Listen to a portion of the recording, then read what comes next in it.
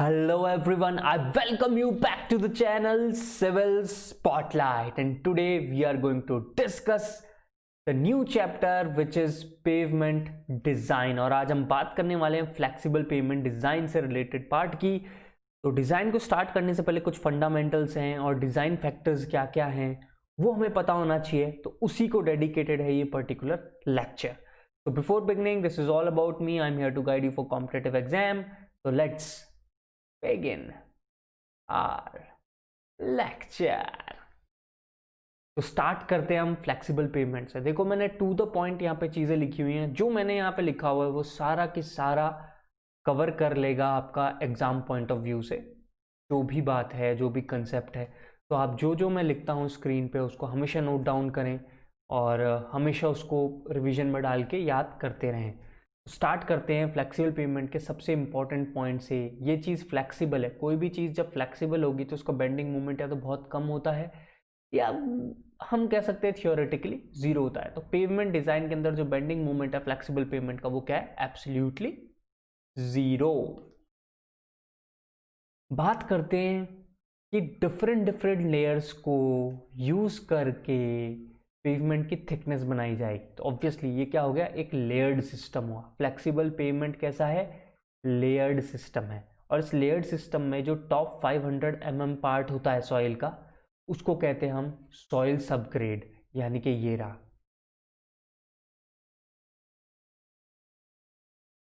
और इसे कॉम्पैक्ट किया जाता है ऑप्टिमम मॉइस्चर कंटेंट पे, ताकि हमें मैक्सिमम ड्राई डेंसिटी अचीव कर सकें।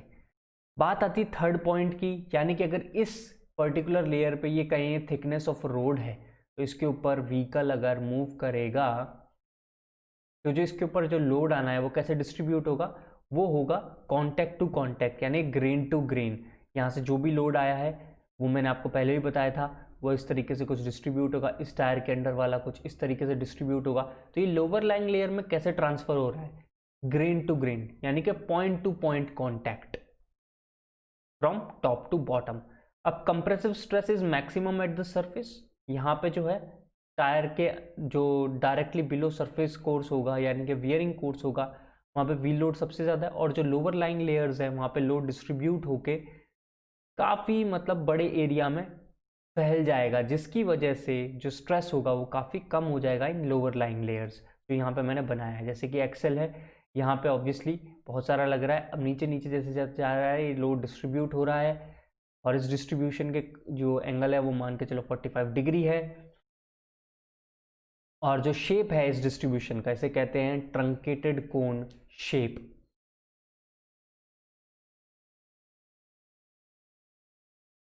अब आपको इससे पता लग रहा होगा कि जो ऊपर वाला जो वियरिंग कोर्स है या सरफेस कोर्स है, ये डायरेक्टली व्हीकल के मूवमेंट को झेलेगा, यानी कि सबसे ज़्यादा एब्रेजन। हमने जो प्रॉपर्टीज़ पढ़ी हैं, एट्रिशन ऑब्वियसली लेयर्स के अंदर होगा, और wear and tear surface course को झेलना है। तो सबसे सुप्रीम, सबसे ज़्यादा अच्छी क्वालिटी के एग्रीगेट कहाँ होनी चाहिए? वियरिंग कोर्स में होनी चाहिए। अब क्योंकि यहाँ देखो लोड जो था ये पर्टिकुलर एरिया है, अब यहाँ पे एरिया देखो लोअर लाइन एयर में लोअर लाइन लेयर के अंदर यहाँ पे काफ़ी बड़े एरिया में डिस्ट्रीब्यूट हो चुका है। तो यहाँ जो स्ट्रेस होगा वो क्या होगा? Force per unit area. अब यहाँ एरिया बड़ा है तो इस वजह से स्ट्रेस क्या हो गया? कम। और यहाँ नीचे वाली लेयर में तो और भी कम हो जाएगा। तो इसी वजह से जो लोअर लाइंग लेयर्स हैं उनके अंदर इंफीरियर मटेरियल भी यूज़ किया जा सकता है। तो ये चीज़ मैं आपको अच्छे से समझाना चाहता था। अब यहाँ पे मैंने 3 इंपॉर्टेंट पॉइंट्स आपको बता दिए हैं जिसके ऊपर पूरा डिज़ाइन टिका हुआ है।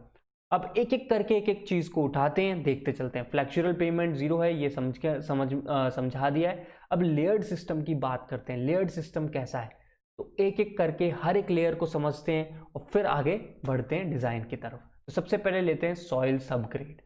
सॉइल सबग्रेड क्या है? वो सॉइल जिसके ऊपर पेवमेंट को डिज़ाइन करना है। ऑब्वियसली ये जो नेचुरल अकरिंग सॉइल है उसके साथ थोड़े चेंजेस करने पड़ेंगे, इस पर कॉम्पैक्शन करना पड़ेगा, ऑप्टिमम मॉइस्चर कंटेंट को अचीव करना पड़ेगा ताकि मैक्सिमम ड्राई डेंसिटी मिल सके।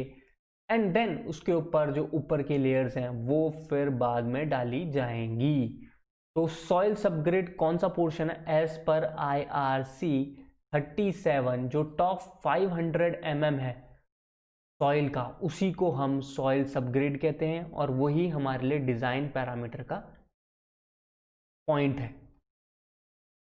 तो जो top 500 of locally available soil compacted OMC, उसी को सॉइल सबग्रेड कह रहे हैं। अब सॉइल सबग्रेड कॉम्पैक्ट कर दी, ठीक है, सब कुछ हो गया, तो ये टेस्ट कैसे करेंगे, कौन से टेस्ट लगाए जाएंगे जिससे हमें पता चलेगा कि जो सॉइल सबग्रेड है वो अच्छी है, यानी कि अच्छी क्वालिटी की है। वो कौन कौन से टेस्ट हैं?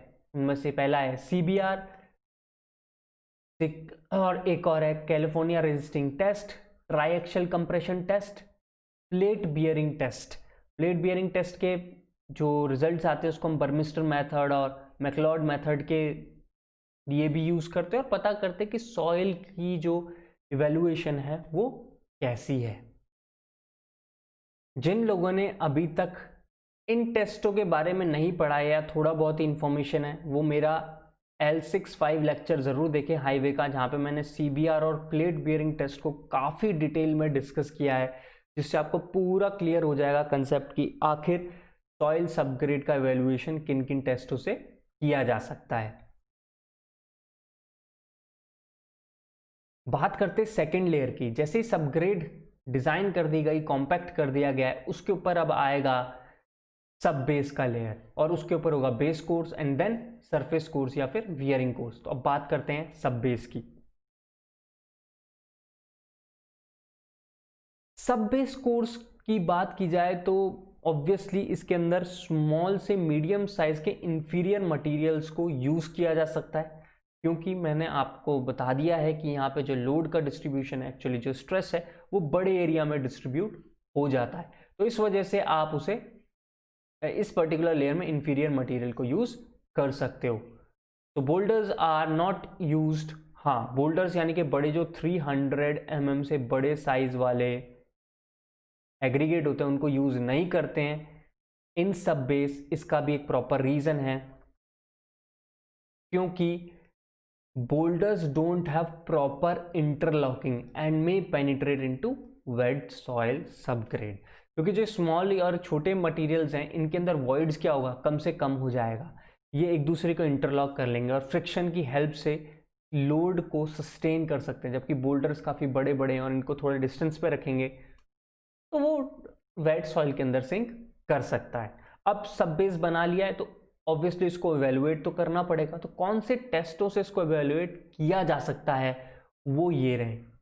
फ्लेक्सिबल पेवमेंट के लिए CBR, रिजिड पेवमेंट के लिए प्लेट बियरिंग टेस्ट टेस्ट और स्टेबिलोमीटर टेस्ट। स्टेबिलोमीटर टेस्ट हवीम टेस्ट का जो पोर्शन है उसके अंदर यूज होता है। इसके अंदर भी मैंने बहुत इन डिटेल डिस्कस किया हुआ है, आप इसके बारे में देख सकते हैं इन लेक्चर L66C। ये जो पर्टिकुलर लेक्चर है इसमें बहुत अच्छे से मैंने स्टेबिलोमीटर के बारे में आपको समझाया हुआ है। ओके, अब बात आती है सब बेस का पर्पस क्या है। देखो मैंने आपके लिए जो ये नोट्स बनाए ना बिल्कुल इस तरीके से बनाए हैं कि आपको सब कुछ कंसेप्चुअली समझ में आए। तो अब देखो हर चीज़ को मैं अलग करता चल रहा हूँ, इवेल्युएशन किससे करना है, पर्पस क्या है और कौन सी चीज़ यूज़ कर रहे हैं, कैसे यूज़ कर रहे हैं, सारी बातें बिल्कुल टू द पॉइंट लिखी हुई थी। अब बात करते हैं पर्पस की। इसका पर्पस है to provide stress transmitting medium so V load at top can spread to a larger area। जो मैंने आपको समझाया था इस पर्टिकुलर ग्राफ की हेल्प से,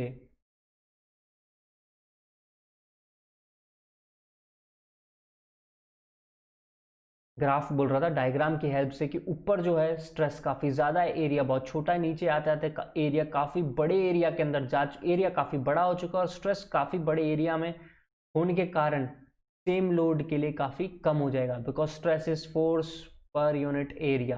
तो एरिया लोअर लाइंग लेयर्स में ज़्यादा है, फोर्स तो सेम ही रहने वाला है, व्हील का जो लोड है वो सारी लेयर्स में ट्रांसमिट होगा ग्रेन टू ग्रेन, यानी कि पॉइंट टू पॉइंट। अब बात करते हैं बेस कोर्स की। बेस कोर्स क्या है, जो सब बेस के ऊपर है। अब ये रिलेटिव टू सब बेस, इसमें better quality of aggregate use करने पड़ेंगे। क्यों? क्योंकि इसके अंदर जो स्प्रेड ऑफ एरिया है, या यहाँ पे देखा जाए ये जो है बेस कोर्स, ये वियरिंग कोर्स के जस्ट बाद है, तो इस वजह से यहाँ पे जो एरिया है वो थोड़ा कम हो गया एज कम्पेयर टू सब बेस। हैंस यहाँ better quality of aggregate use करने पड़ेंगे, यानी कि स्ट्रेस कॉन्सेंट्रेशन क्या होने वाला है, थोड़ा ज़्यादा होने वाला है एज कम्पेयर टू सब बेस। तो यहाँ पे जो साइज रखी गई है अगेन वो स्मॉल से मीडियम रखी जाएगी ताकि प्रॉपर इंटरलॉकिंग हो सके और लोड लोअर लाइंग लेयर्स पे अच्छे से डिस्ट्रीब्यूट हो सके। अब बेस कोर्स को इवेल्युएशन के लिए कौन सा मेथड यूज कर सकते हैं हम? CBR for flexible pavement, plate bearing test for rigid pavement and stabilometer test भी यूज करा जा सकता है। पर्पस इसका भी वही है कि लोअर लाइंग लेयर्स के ऊपर लोड अच्छे से स्प्रेड हो जाए।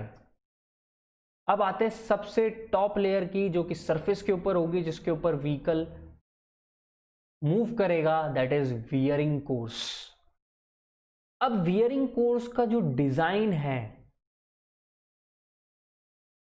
वो किस तरीके से होता है, मेथड ऑफ मिक्स की कितने परसेंटेज ऑफ बिटुमिन मिलाया जाएगा विद एग्रीगेट्स, वो हम इंडिया में कर रहे हैं थ्रू मार्शल मिक्स डिज़ाइन। और भी मेथड्स हैं, जैसे मैंने आपको वीम मेथड बताया है, और भी मेथड्स हैं, बट इंडिया में कौन सा वाइडली फॉलोड है, मार्शल मिक्स डिज़ाइन। अब इसका पर्पस क्या है? इसका पर्पस है कि व्हील लोड को ये सस्टेन करे, जो एब्रेशन है, क्योंकि व्हीकल का जो व्हील है वो जब भी सरफेस के ऊपर चलेगा तो फ्रिक्शन की वजह से जो भी एब्रेशन होगा उसको सस्टेन कर सके, जो वियर एंड टीयर होने वाला है रोड के अंदर उसको भी झेल सके, और साथ में जो वाटर है उसको रोक सके लोअर लेयर्स में इन्फिल्ट्रेट करने से। अब आप सोच रहे होंगे वाटर को क्यों रोके? क्योंकि देखो, अगर वाटर पेनिट्रेट कर गया सब ग्रेड तक तो सब ग्रेड को क्या कर देगा, वेट, और कभी भी वेट सॉइल जो है ना वो अच्छी लोड कैरिंग कैपेसिटी नहीं दिखा सकती है।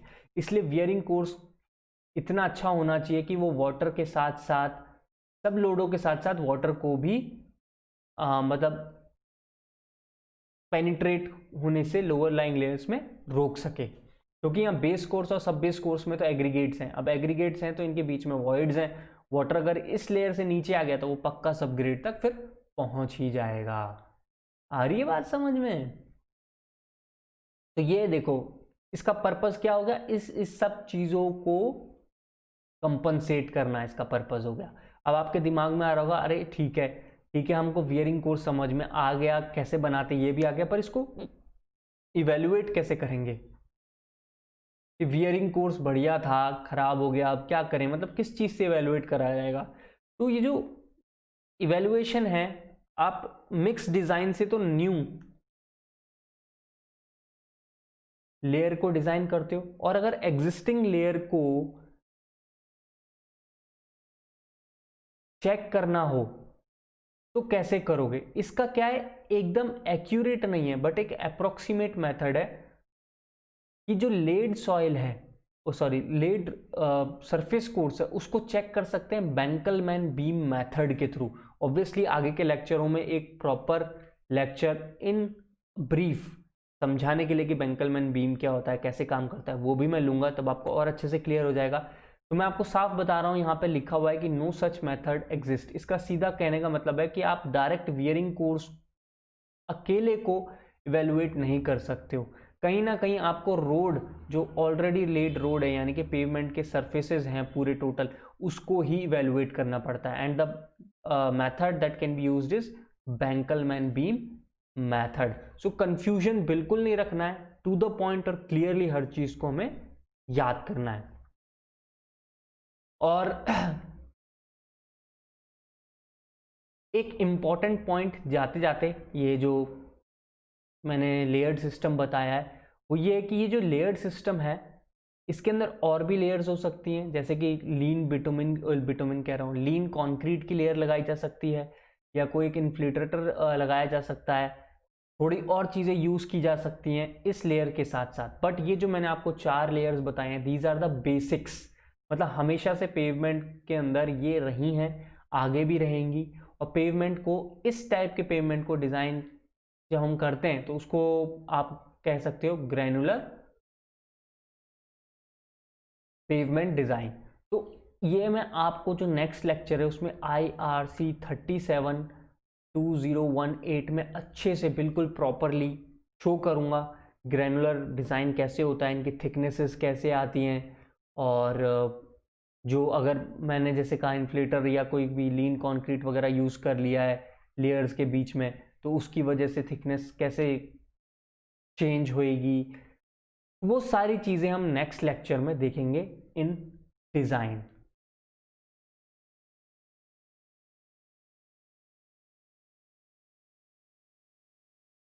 अब हम आते हैं डिज़ाइन फैक्टर्स पे। ऑब्वियसली जो यहाँ पे मैंने तरीका यूज़ किया है, मैं ये नहीं चाहता था कि आप बिल्कुल मतलब ऐसे इसमें कंफ्यूज हो जाएं, तो मैंने कोशिश की है यहाँ पे जब भी मैं डिज़ाइन फैक्टर की बात कर रहा हूँ कि टू द पॉइंट बातें लिखूँ जो ज़रूरी हैं, जो आपके एग्जाम से रिलेटेड है और बेसिक कंसेप्चुअल डेवलपमेंट से रिलेटेड है, वही मैं यहाँ कर रहा हूँ। तो सबसे पहले ऑब्वियसली अगर पेवमेंट को डिज़ाइन करना है तो किसके लिए करेंगे? व्हील लोड के लिए। तो हमारे यहाँ पे जैसे ये है ट्रक है, उसके साथ एक ट्रेलर हो सकता है, यही दो कंसेप्ट है, या तो ट्रक होगा, ट्रक के साथ हो सकता है मैक्स टू मैक्स ट्रेलर हो जाए। तो ये जो है मूव करेगा रोड के ऊपर, तो इसका जो भी लोड हो वो लोड रोड यानी कि पेवमेंट झेल सके। तो हर एक टायर यहाँ पे यानी कि हर एक टायर के ऊपर कुछ ना कुछ लोड जो है ट्रांसमिट हो रहा होगा। तो IRC ने हमको ये बता दिया है कि भाई तुम्हारी जो ये लोड है ना एक टायर के ऊपर या एक एक्सेल के ऊपर, वो ज़्यादा नहीं होनी चाहिए। तो एक्सेल लोड बता दिया गया है 8170 kg। ज़्यादा का मतलब मेरा यही था कि इससे ज़्यादा नहीं होनी चाहिए 8170 kg, ये मैक्सिमम लीगल लोड है। तो यहाँ पे लिखा हुआ है लीगल लोड है, इससे ज़्यादा नहीं होनी चाहिए। और अगर आप सिंगल व्हील पे देखो तो 4085 kg से ज़्यादा नहीं हो सकती, यानी कि लोड जो है एक पर्टिकुलर टायर पे से ज़्यादा नहीं हो सकता है। बेसिकली एक्सेल लोड के फॉर्म में काफ़ी बार इसे पूछा गया है। अब आप सोच रहे होंगे कि एक्सेल क्या है, तो वो भी दिखा देता हूँ। जैसे ये पूरा पोर्शन देख रहे हो, ये हो गया सिंगल एक्सेल सिंगल टायर्स के साथ। अब ये क्या है? Single axle with dual tyre, दो टायर लगा दिए। तो अब मैंने जैसे आपको बोला सिंगल टायर सिंगल एक्सेल, तो सिंगल एक्सेल की जब भी हम बात कर रहे हैं तो ये कितना ले सकता है? 8170 kg। इससे ज़्यादा लोड नहीं ट्रांसमिट होना चाहिए टू द पेवमेंट। अब चाहे आप दो टायर लगा दो, क्यों? क्योंकि हमें पता है एक्सेल के अंदर तो 8170 kg ही अलाउड है, चाहे आप कोई सा ही एक्सेल उठा लो। बट जो ये टायर्स है ना, ये हेल्प करेंगे कि अगर स्ट्रेस कॉन्सेंट्रेशन ज़्यादा हो रहा था, सपोज करो यहाँ तो हमें पता है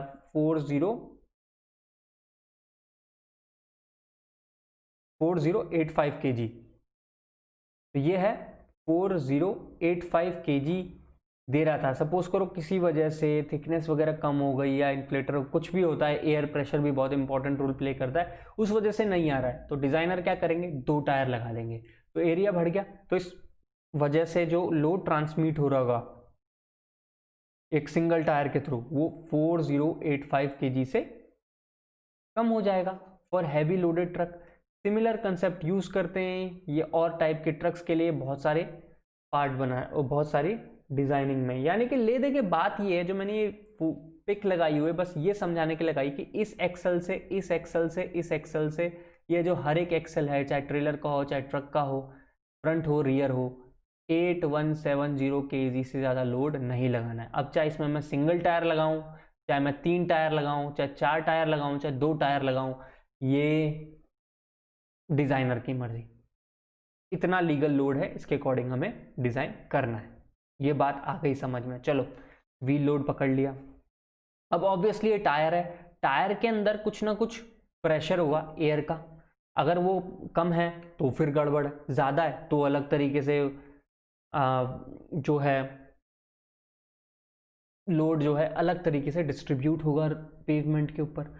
तो इसीलिए इन दोनों चीज़ों को, कंसेप्ट को लेके एक पार्ट आया कॉन्टैक्ट प्रेशर। अब ये क्या है वो देखते हैं अपन। It is assumed that wheel load is distributed over circular area. हम जब भी कैलकुलेशंस करते हैं तो ये जो व्हील होता है, जो मैंने आपको यहाँ दिखाया, ये रोड के साथ टच में होगा, तो ये मानते हैं इसका जो कैलकुलेशन पर्पस के लिए जो कॉन्टैक्ट एरिया है वो कैसा है, सर्कुलर है।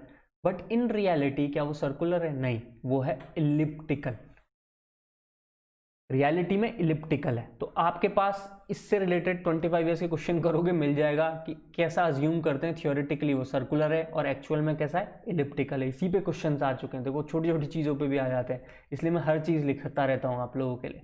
अच्छा, अब आते हैं terms related to tyre pressure, जो मैंने आपको समझाने की कोशिश कर रहा था कि यार अगर ज़्यादा हुआ कम हुआ तो क्या फ़र्क पड़ेगा, तो उसको थोड़ा मैथमेटिकल फॉर्म में हम देख सकते हैं। तो हम कहते हैं contact pressure. Obviously contact pressure mathematically कहा गया load on wheel divided by contact area, बिल्कुल सिंपल सीधी सादी डेफिनेशन। ओके, फिर इसी चीज को उठा के कॉन्टैक्ट प्रेशर से लिंक करके टायर प्रेशर को एक नई टर्म दी गई है, रिजिडिटी फैक्टर। अब ये क्या है, rigidity factor is basically the ratio of contact pressure यानी कि load on wheel divided by it's contact area divided by tyre pressure.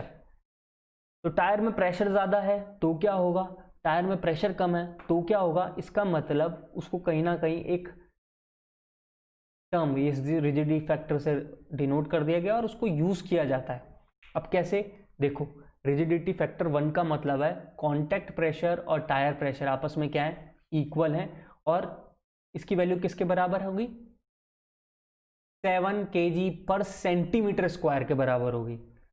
Rigidity factor greater than 1, इसका मतलब टायर प्रेशर जो रहा है वो 7 kg पर सेंटीमीटर स्क्वायर से कम है, और अगर रिजिडिटी फैक्टर लेस देन 1 है इसका मतलब टायर प्रेशर ज़्यादा है, तो वो 7 kg पर सेंटीमीटर स्क्वायर से ज़्यादा है। तो सिंपल है, आपको सिर्फ ये रेशियो याद रखना है, और ये याद रखना है इसकी वैल्यू अच्छे के लिए 1 के बराबर होनी चाहिए। 1 से ज़्यादा हुई तो इसका मतलब न्यूमरेटर ज़्यादा या डिनोमिनेटर कम।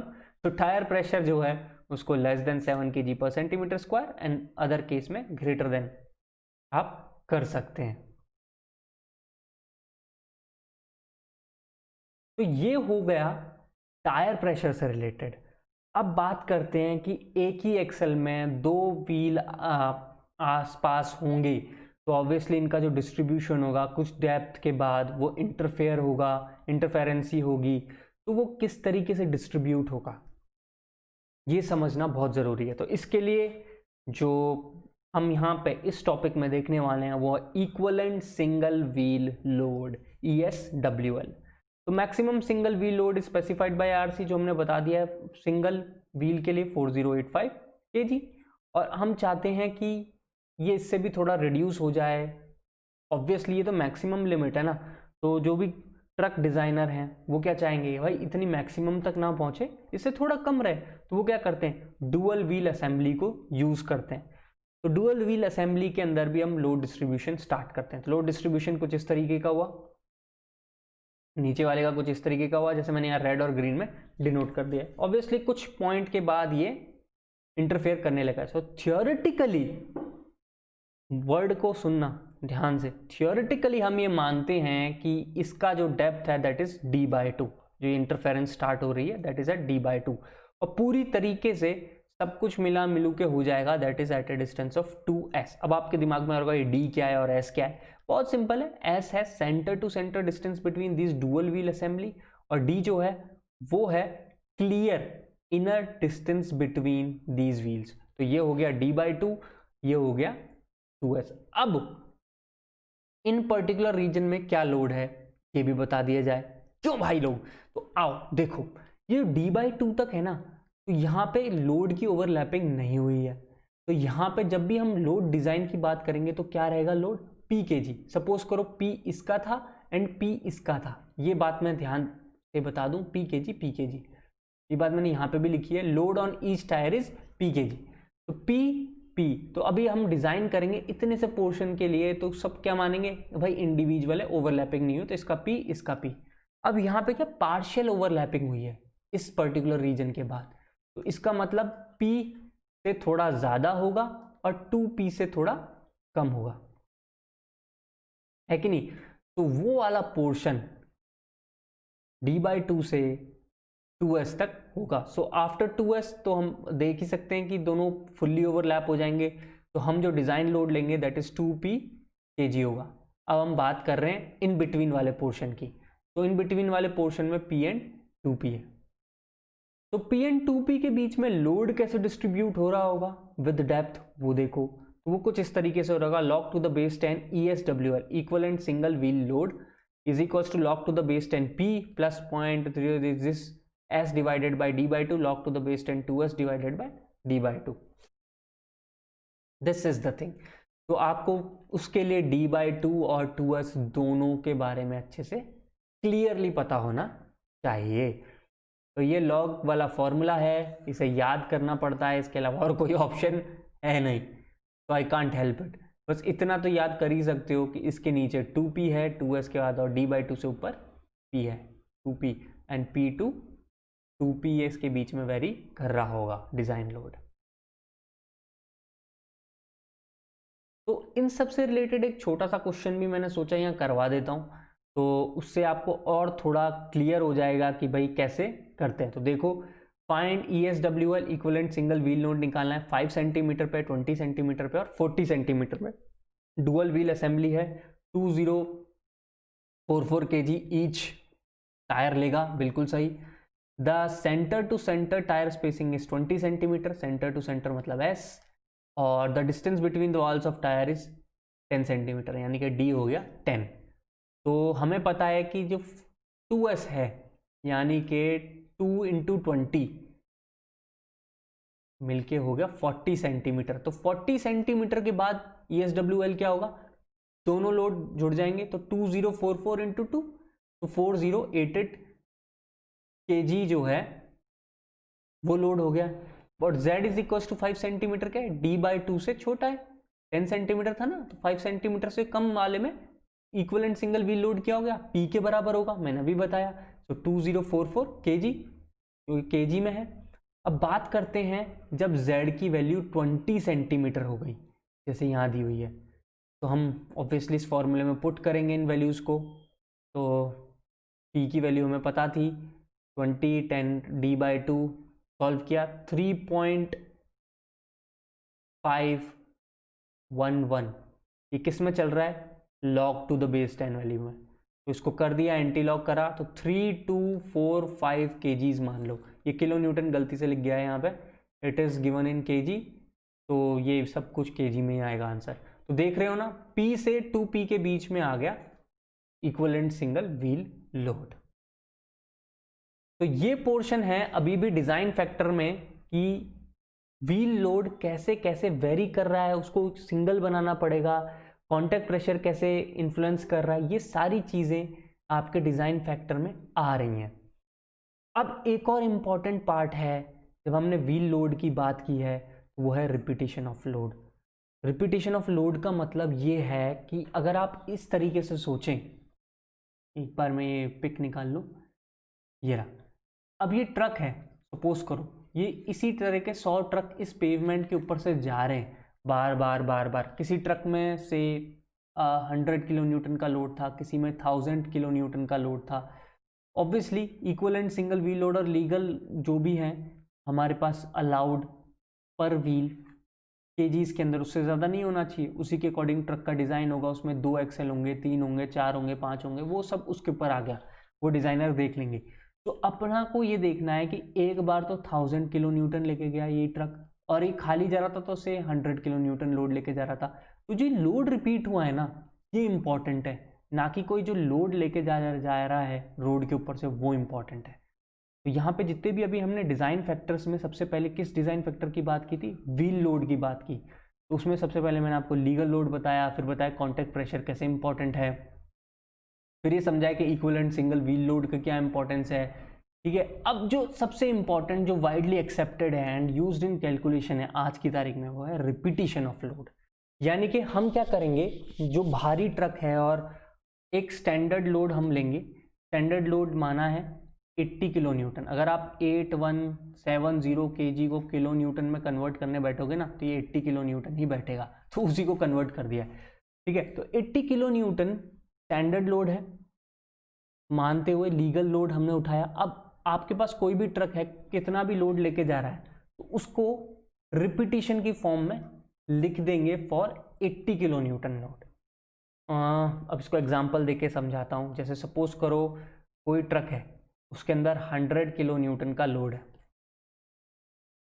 और अगर एक 100 किलो न्यूटन लिया हुआ ट्रक एक रोड से गुजरता है तो वो ऑब्वियसली वो अपने हिसाब से इस रोड को बेंड करेगा और रिबाउंड करेगा हमारा सरफेस कोर्स। अगर वही ट्रक में सिर्फ 500 किलो न्यूटन का लोड डाल दिया जाए और उसको बोला जाए पास करो रोड के ऊपर से, तो वो रोड ज़्यादा बेंड करेगी।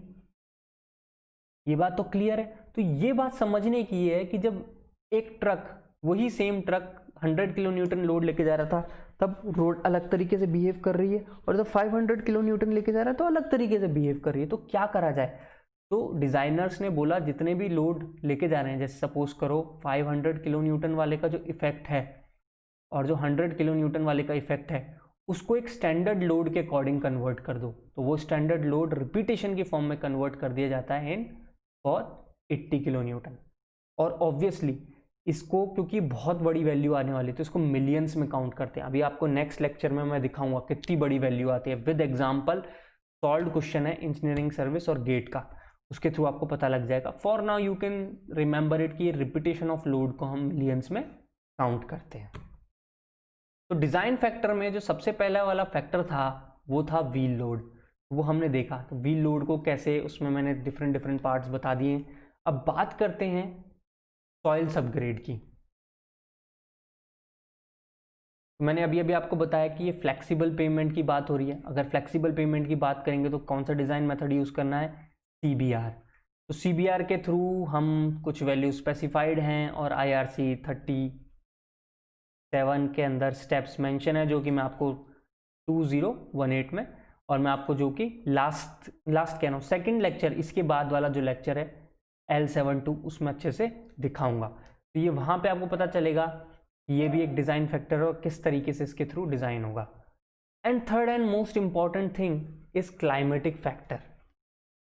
तो ऑब्वियसली जैसे कि किसी इंडिया की बात करा जाए, इंडिया में केरला जैसी जगह भी है और राजस्थान जैसी जगह भी है। तो राजस्थान हो गया, गुजरात हो गया एंड केरला।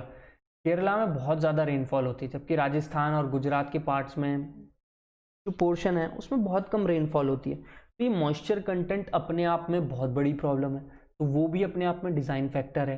ये टेम्परेचर का जो वेरिएशन है ये भी बहुत बड़ा फैक्टर है।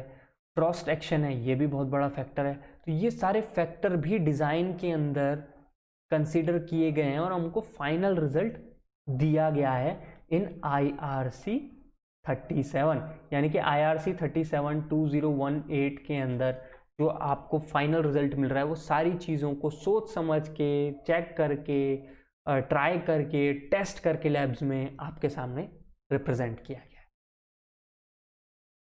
तो इस तरीके से हमारा फ्लेक्सिबल पेमेंट का डिज़ाइन फैक्टर और लेयर्ड सिस्टम पूरा होता है। ये बहुत इंपॉर्टेंट था बताना आप लोगों को, क्योंकि जब मैं डिज़ाइन स्टार्ट करूँगा तो उस टाइम पे मैं ये नहीं बताऊँगा कि हाँ ये फैक्टर, मैं डायरेक्टली अप्रोच करूँगा कि देखो ये पोर्शन है, इतना % CBR है, इतनी लोड है, इतना ये है। तो इस तरीके से जो नेक्स्ट लेक्चर होने वाला है वो प्रॉपरली अब हम IRC 37 के अकॉर्डिंग देखेंगे और उसमें प्रॉपर डिज़ाइन आपको चेक करने का मौका मिलेगा।